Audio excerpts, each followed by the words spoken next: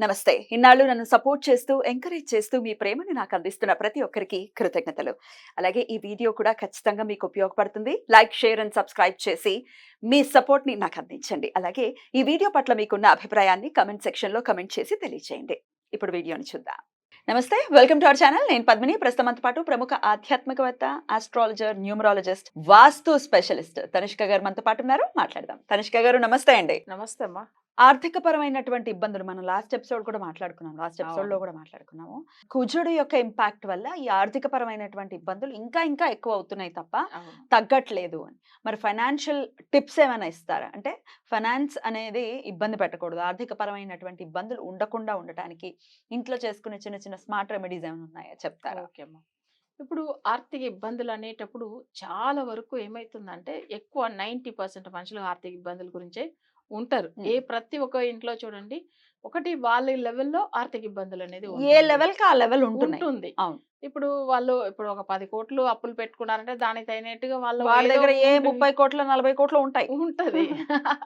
So, అట్లా అంటే అది ఏమైపోతది. ల్యాండ్ రూపంలో ఉండొచ్చు మేడం. కానీ ల్యాండ్ రూపంలో, అవును. ఇల్లుల రూపంలో ఉండొచ్చు. ఉండొచ్చు. అంత మాత్రాన అవి అమ్మేసి వాళ్ళు అప్పులు తీరుస్తారని కాదు కదా! కాదు. హ్మ్. వాళ్ళకి దాంట్లోంచి బయటపడేదానికి ఏదో ఒక మార్గం హ్మ్. వెతుకుతూ ఉంటారు. హ్మ్. అప్పుడు మనం చేపిచ్చే రెమెడీ వేరు ఉంటుంది జాతక రీతిగా. కానీ కొంతమందిలో ఏం చేయవచ్చమంటే ఇక్కడ ఒకవేళ రుణ బాధలు ఉంది అంటే, దానికి కారకుడు ఎవరంటే కుజుడు. హ్మ్. సో, ఇప్పుడు కుజుడు అనేటప్పుడు ఏమైతుంది వాళ్ళ చక్రంలో ఒకవేళ ఆయన వగ్రం అయి ఉంటానో, మాంది గ్రహంగా ఉంటేనో, కుజుడికి సంబంధించిన పూజలు వాళ్ళ ఇంట్లో చేసుకోకూడదు. మామూలుగా చేసుకోకూడదా? అయ్యయ్యో! ఆ! ఆయన వక్రిస్తే చేయకూడదా? చేయకూడదు. హ్మ్. వక్రిస్తే చేస్తే సమస్యలు ఎక్కువ పెరిగిపోతాయి. అమ్మ బాబోయ్! హ్మ్. చాలా భయపడుతూ ఉంటారు. ఇంకా హ్మ్. గొడవలైతది ఇంట్లో.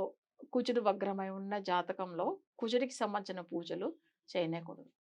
సరే ఇప్పుడు వాళ్ళకేమైతుందంటే మీరన్నట్టుగా రుణ బాధలు, ఇలా చాలా ఆర్థిక ఇబ్బందులు. చాలా మందికి శని కూడా డైరెక్ట్ వెళ్లి పూజలు చేసేసి వచ్చేస్తారు. హ్మ్. శని వగ్రమ, మాందికం అంటే వాళ్ళకి ఇంకా చెయ్ సమస్యలు ఎక్కువైపోతుంది. చాలా చేయకూడదు. మందికి తెలియదు ఈ విషయాలు. అప్పుడు రుణకారకుడు అనే కుజుడు హౌస్‌లో మాంది గ్రహం ఉంటేనో డైరెక్ట్‌గా కుజుడికి పూజలు చేయకూడదు. ఓహ్! మాంది అట్లా మన తమిళ్‌లో వచ్చి కులిగన్ అంటారు. ఇక్కడ కేరళ వర్డ్ వచ్చి మాంది అని చెప్తారు. మనం తెలుగులో గూడా గుళిక అని అంటారు. గులిగన్ అంటారు. గుళిక కాలం అని గూడా రియలీ చెప్తూ ఉంటారు. అదిదా అదే మాంది కాలం. అదిదా మాంది కాలం. ఓహ్! ఓకే. చాలా మందిలో అవి అంటే ఆ! అవి కొంచెం వర్డ్స్ మనం అక్కడ మాందిని చెప్తారు. హ్మ్. మందపుత్రుడు హ్మ్. మాందిని. మాంది.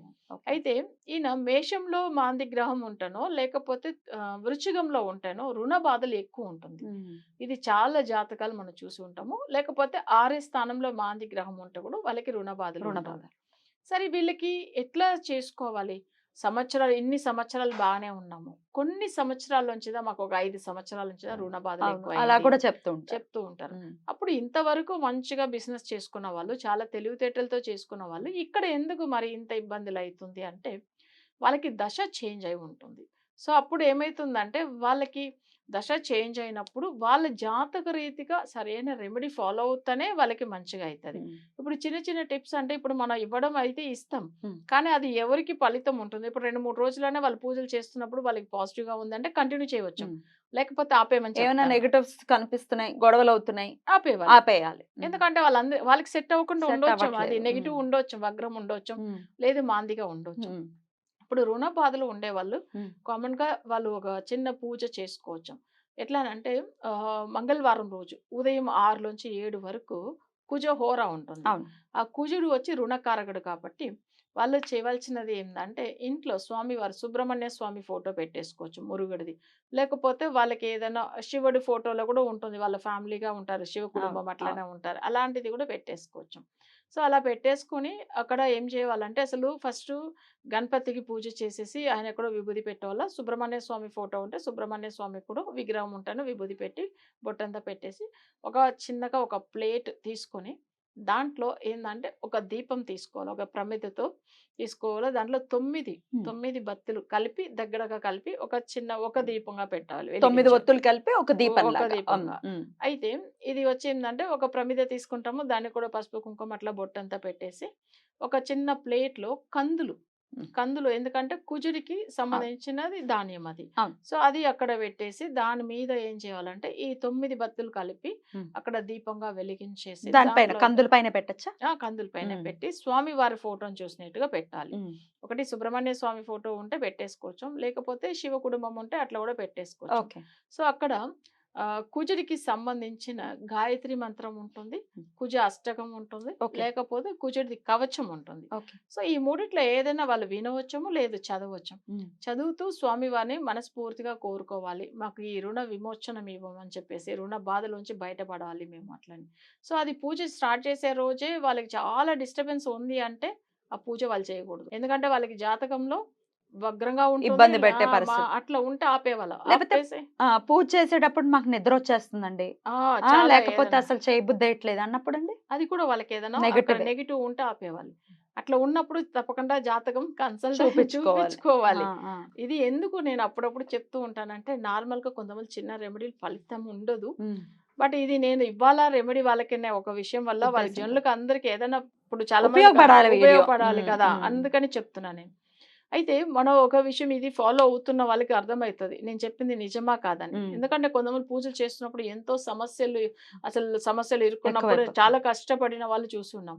అప్పుడు ఆపేస్తున్నారు, అబ్బా పూజలా మేము చేయమండి, మాకు భయం వేస్తుంది. సో ఎందుకు చేయకూడదు? వాళ్ళకి నెగిటివ్ అయినది చేసిన దాని వల్ల ఇబ్బంది పడారు. కరెక్ట్ అయిన పూజ చేస్తే ఎందుకు ఫలితం రాదండి? కరెక్ట్. సో అది వాళ్ళకి తెలియదు. అందుకే ఏం చెప్తున్నా అంటే, ఈ పూజలు వీళ్ళు కందుల మీద దీపం పెట్టి, సో స్వామి వారిది కుజ గాయత్రి కానీ, కుజ కవచం కానీ, కుజుడు అష్టకం కానీ వినవచ్చము.